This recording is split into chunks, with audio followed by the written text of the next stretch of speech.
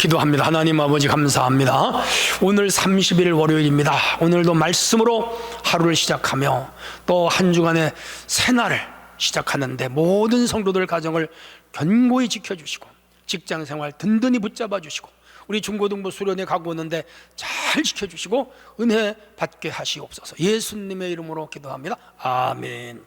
예, 오늘은 사무엘상 4장 12절로 22절 제가 읽습니다. 당일에 어떤 베냐민 사람이 진영에서 달려나와 자기의 옷을 찢고 자기의 머리에 티끌을 덮어 쓰고 실로에 이르니라. 그가 이를 때에는 엘리가 길 옆 자기의 의자에 앉아 기다리며 그의 마음이 하나님의 법궤로 말미암아 떨찌음이라. 그 사람이 성읍에 들어오며 알림에 온 성읍이 부르짖는지라. 엘리가 그 부르짖는 소리를 듣고 이르되 이 떠드는 소리는 어찌 됨이냐. 그 사람이 빨리 가서 엘리에게 말하니 그때 엘리의 나이가 98세라 그의 눈이 어두워서 보지 못하더라. 그 사람이 엘리에게 말하되 난 진중에서 나온 자라 내가 오늘 진중에서 도망하여 왔나이다. 엘리가 이르되 내 아들아 일이 어떻게 되었느냐.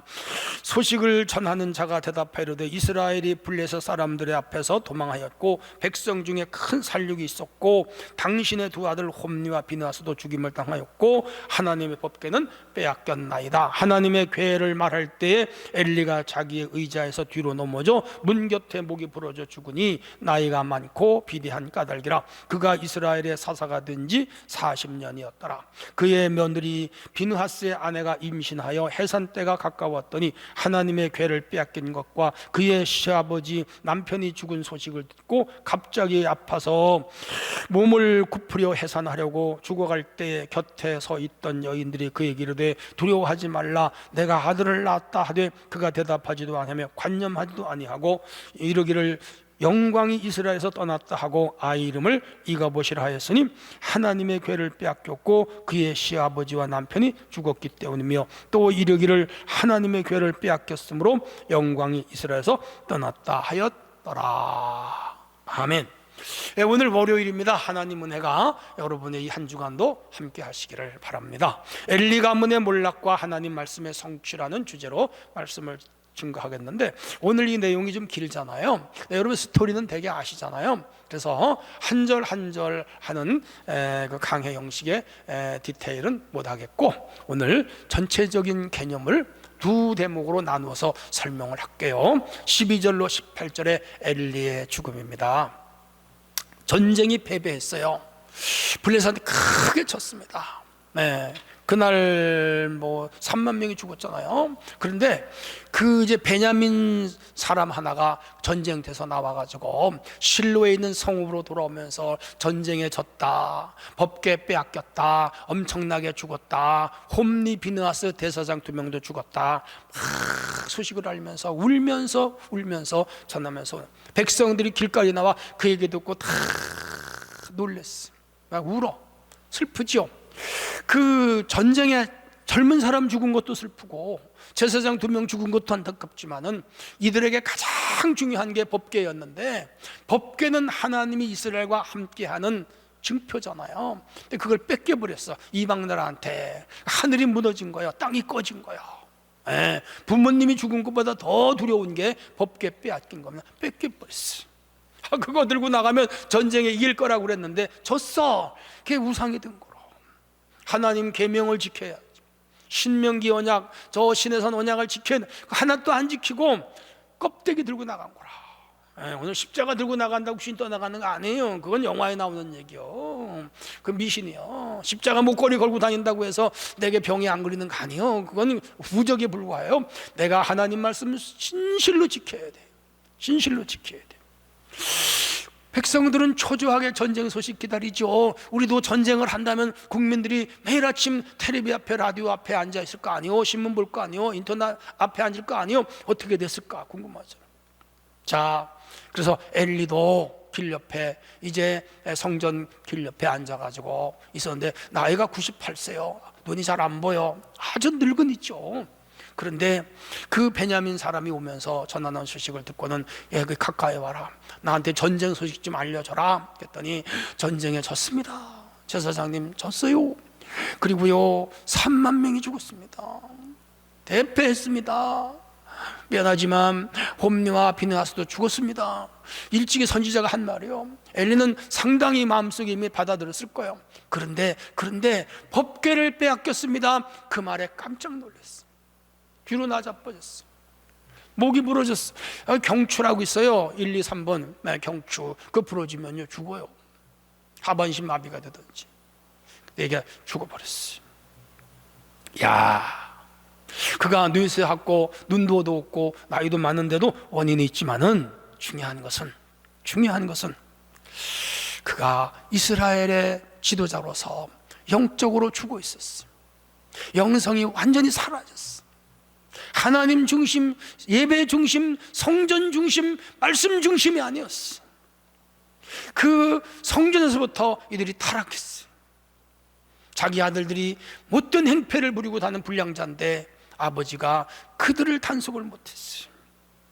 그래서 이미 선지자가 와서 망한다고 경고했어. 그게 지금 이루어지는 거라. 그리고 오늘 이 사건은 이스라엘에게 얼마나 두려운 경고인지 몰라. 그들이 회개하지 아니하고 바로 서지 않으면 앞으로 더 크고 어려운 문제가 발생하고 완전히 블레셋 앞에 초토화가 될 수도 있습니다. 그 깨닫게 하는 거예요. 여러분, 진영에서 도망쳐 나온 이 베냐민 사람의 말을 듣고 엘리는요 놀라 죽었다. 그것도 심판이에요. 하나님 심판. 단호해야 할 신앙 문제에 우유부단한 태도가 어떻게 됐죠? 너무 우유부단했어요. 여러분, 신앙생활이 우유부단하면 안 돼요. 때로는 무 잘라도 정확하겠죠. 죄를 잘라버리고, 잘못한 거 잘라버리고, 내가 예배생활 게으리한 거 잘라버리고, 하나님 아버지 열심히 살겠습니다. 열심히 예배하겠습니다. 열심히 기도하겠습니다. 열심히 봉사하겠습니다. 열심히 주일하겠습니다. 이렇게 나가야 되는 거죠. 19절로 22절입니다. 비느하스 아내가 죽었어. 엘리가 죽었어. 시아버지 죽었어. 자기 남편 비느하스 죽었어. 자기 시동생 죽었어. 자, 이 비느하스 아내가 임신 막달이야.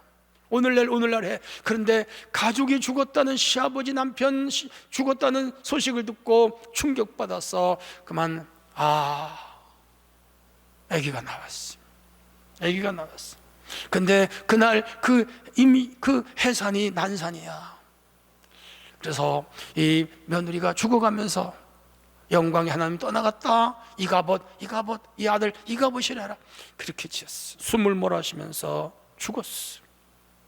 이 가정에 오늘 전쟁에서 두 아들 죽고 시아버지 죽고 며느리 죽고 망한 거죠. 그리고 그 아기 하나 태어났는데 그가 하나님 영광 떠나버렸어요. 그 얘기하면서 죽어가고 있어요.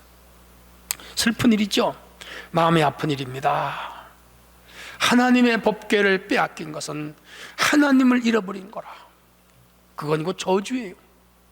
여러분, 우리가 신앙을 잃어버리면 다 잃어버리고, 여러분 돈을 잃어버리고, 명예를 잃어버리고, 무슨 재산을 잃어버리고, 땅을 잃어버리고, 자격증을 잃어버릴 있을 수 있어. 근데 그거보다 더 심각한 것은 믿음을 잃어버리면, 신앙을 잃어버리면 다 잃어버린 거라. 그건 죽음이요, 영적 사망이에요. 여러분, 어떤 일이 있어도 신앙을 잃지 않는 성도들이 될 수 있기를 바랍니다. 비느하스의 아내의 절망에 빠뜨린 사건은 법궤를 잃어버린 것이라는 거예요. 여러분, 가정에 믿음을 잃어버리지 않고 말씀을 잃어버리지 않은 성도가 되기를 바랍니다. 인간적인 아쉬움을 버리고 신앙의 관점으로 바라보아야 하는 것. 이 가정을 인간적으로는 불쌍해. 어떻게 하루에 내 식구가 죽어. 철저한 하나님 심판이지. 그래도 그 인간적으로 이 가정이 불쌍하잖아. 근데 그거보다 더 중요한 사건은 믿음을 잃어버리는 것이라는 거. 그래서 그 나라가 망하게 된 거로. 다행히 사무엘을 세워서 나라를 바로 세워요. 이 가정이 잘못 사는데 새로운 사람을 통해서 새로운 세계를 열어가는 하나님 뜻이죠. 아무튼 하나님을 업신여기고 교회를 업신여기고 주의 정도를 업신여기고 말씀을 업신여기고 사는 자들은 위험하다는 거 우리는 잊으면 안 돼요. 언제나 거룩한 것을 거룩한 것으로 여길 줄 아는 성도가 돼야 됩니다. 오늘도 승리하기를 바랍니다. 하나님 아버지, 오늘도 이 말씀을 마음에 새기고 경건하게 사는 하루가 되게 하시옵소서. 예수님의 이름으로 기도합나이다. 아멘.